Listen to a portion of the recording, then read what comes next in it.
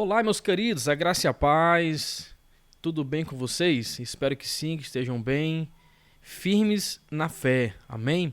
Nós vamos fazer hoje aqui um comentário expositivo, né? Um resumo, na verdade, da carta aos Gálatas, né? Quem gosta dessa carta, uma das cartas mais apologéticas de Paulo, uma carta onde ele vai dedicar, assim, um bom tempo da sua vida ali escrevendo essa carta para defender o evangelho. Por isso que nós chamamos essa carta de uma das cartas mais apologéticas, ou seja, Paulo defendendo a fé, né?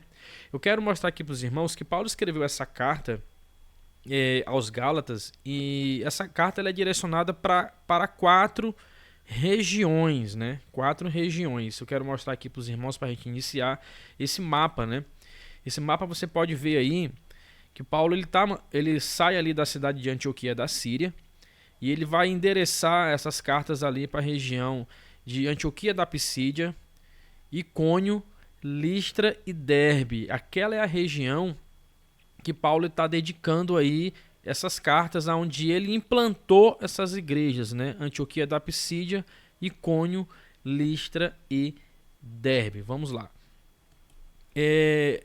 Atos 13 e 14 é onde você vai encontrar a narrativa de Paulo aí sobre essa visita que ele fez. Essa carta ela possui uma peculiaridade, né, específica, porque ela é a única que não está sendo dirigida a uma igreja específica, ou seja, ela não é dirigida, vamos dizer, para a igreja de Tessalônica, a igreja de Corinto. Ela é direcionada para uma região, né? Ela é direcionada para uma região.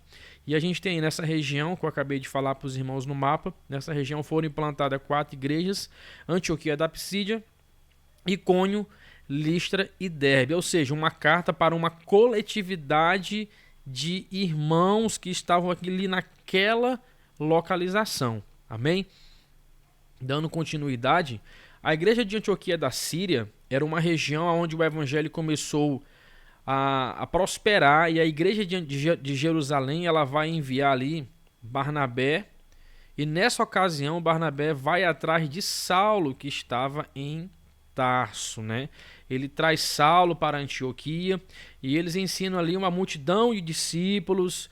Essa igreja que era multirracial, ou seja, muitas pessoas faziam parte daquela igreja, né? Começa a ter uma visão missionária. Essa igreja tem uma visão missionária, e é naquele momento que você vai encontrar aí em Atos 13, do 1 ao 13, que o Espírito Santo vai separar, né, esses dois homens, né? Vai separar esses dois homens para a obra missionária. Diz aí, o Espírito Santo ordena que seja separado Barnabé e Saulo para a obra missionária. E é nessa ocasião, eles vão inclusive acompanhados aí de João Marcos, né?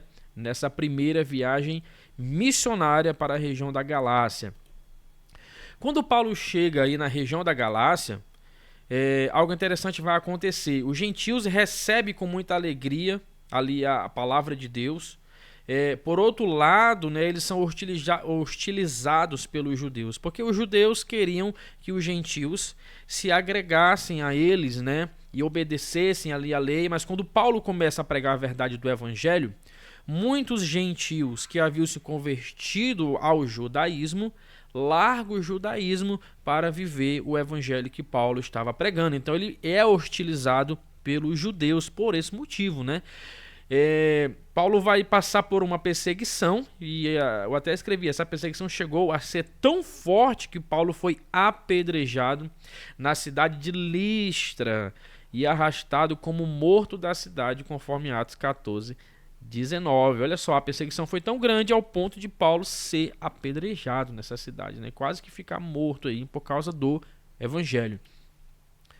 Nessa região, Paulo ele não somente abre as 4 igrejas, conforme, né, nós citamos aqui anteriormente, mas ele levanta líderes para aquelas igrejas. Em virtude disto, Paulo retorna para a igreja de Antioquia da Síria, o local onde eles haviam sido enviados. Então, ele vai levantar líderes para tomar de conta dessa igreja, Antioquia da Pisídia, Icônio, Listra e Derbe. Vai levantar pessoas ali, líderes, para lhe auxiliar, para fortalecer a fé daqueles irmãos, para guiarem aqueles irmãos a permanecerem firmes na fé em Jesus. Próximo slide. O momento do retorno à igreja de Antioquia da Síria. Esse é um momento importante, porque eles vão para a primeira viagem missionária, abrem essas 4 igrejas, né, eles vão propagar ali a verdade do evangelho, mas tem um retorno.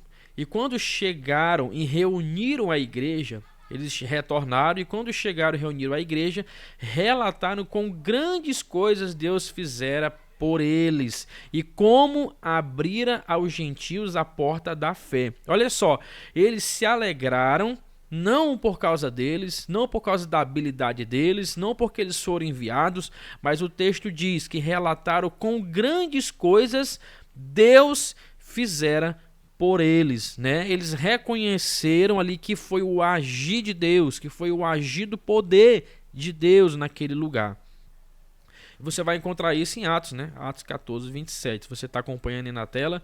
Qual o tema aí central que nós podemos falar? O tema central dessa epístola aos Gálatas: combater o falso ensino dos judaizantes. Ou seja, os judeus passaram a afirmar o seguinte, no meio da igreja ali, os judeus judaizantes, que a salvação ela não seria somente pela fé em Jesus, porque você teria que agregar a sua fé às obras da lei. Você tinha que obedecer dias, meses, como diz a carta. Você vai ler aí a carta inteira, todo o contexto da carta, você vai ver ele falando que vocês querem guardar dias, meses, anos. Então ele vai bater muito firme aí, né, nessa posição dos judeus, onde eles querem dizer que não é somente a fé. A fé por si só não pode salvar, tem que agregar também as obras da lei. E a lei, ela não salva. Paulo vai dizer, olha, eu fui aplicado na lei, eu fui melhor, né? Eu fui o melhor entre eles, eu fui mestre da lei, eu fui instruído aos pés de Gamaliel, e eu descobri que a lei não poderia me salvar, somente a fé em Jesus. Então é uma defesa, né? A ideia central aí seria essa motivação de Paulo de combater esse ensino que iria totalmente contra o Evangelho de Cristo, que iria totalmente contra, né, a base de fé de salvação, que é a fé em Jesus, e não pelas obras da lei. Vamos lá para o próximo. Como os judaizantes estavam pervertendo o Evangelho de Cristo? Eles estavam pervertendo os ensinamentos de Paulo, dizendo que a salvação não seria apenas pela fé em Jesus, como eu acabei de falar, mas que para alcançar a salvação, seria necessário cumprir a lei, se submeter aos ritos judaicos, né? Em outras palavras, eles estavam dizendo que somente a graça não era o suficiente. Somente a graça não era o suficiente. Que a sua fé não é suficiente, que além de crer em Jesus, seria necessário agregar as obras da lei, né? Esse aí é o contexto da carta, né? Então, Paulo ele tem como propósito nessa carta o quê? Basicamente 2 coisas aí. Nós podemos dizer que o ponto, né, um dos pontos fundamentais aí é a defesa do seu apostolado. Esses judeus começaram a dizer que Paulo não era um apóstolo, porque ele não andou com Jesus, porque ele não esteve com Jesus, né? E aí Paulo vai fazer uma defesa do seu apostolado, como que ele encontrou Jesus, como foi o momento em que se deu a conversão dele, né? Então ele vai fazer essa defesa, né? 2.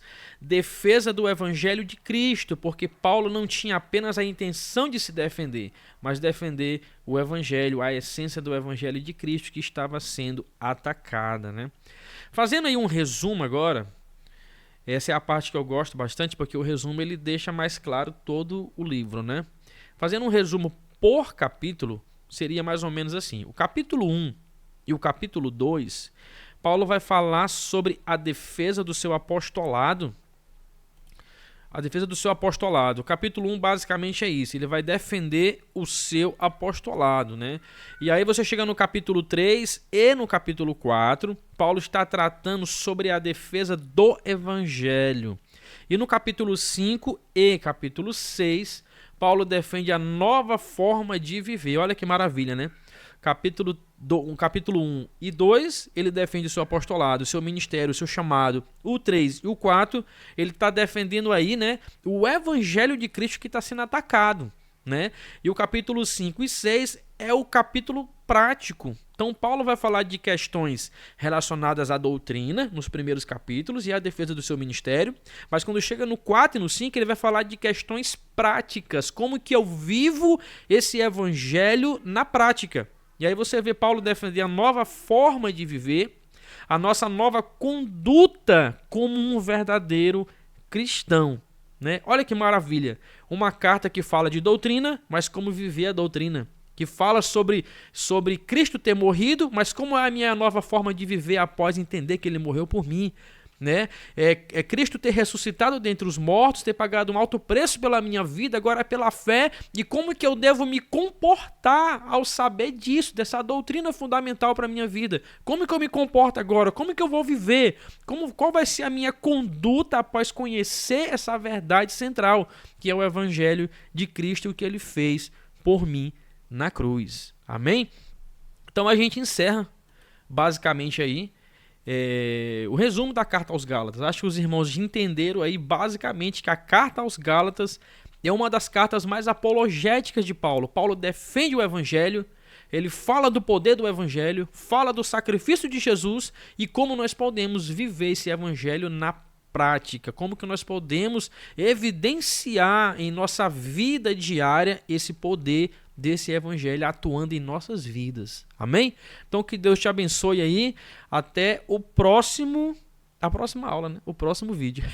Deus abençoe sua vida. Glória a Deus.